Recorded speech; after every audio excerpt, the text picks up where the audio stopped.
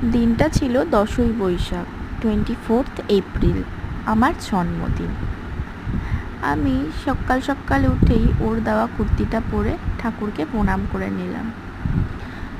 তারপর সন্ধেবেলায় ও আমাকে নিয়ে যাচ্ছিল আমার বাড়িতে বাবা মার সাথে দেখা করতে, আর ওখানেই ছোট্ট করে কিছু সেলিব্রেট করতে।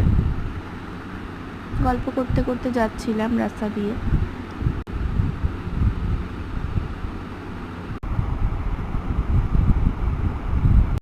ঈশ্বরগুপ্ত সেতুর ওপর দিয়ে আমরা যাচ্ছিলাম। তারপরে বাড়ি এসে পড়লাম আর কেকটা কেটে নিলাম। তারপরে শ্বশুরবাড়ির উদ্দেশ্যে রওনা দিলাম। আর দেখো, এখানে আমাকে আমার একটা খুব স্পেশাল ফ্রেন্ড আমাকে এই গিফটটা করেছে, খুব সুন্দর হয়েছে। তো ছোটো ছোটো দুটো বোনও আমাকে এইগুলো দিয়েছিল। আর এই জামাটা না এই বছর জন্মদিনে আমার মা আমায় গিফট করেছে। কেমন হয়েছে বলো তো?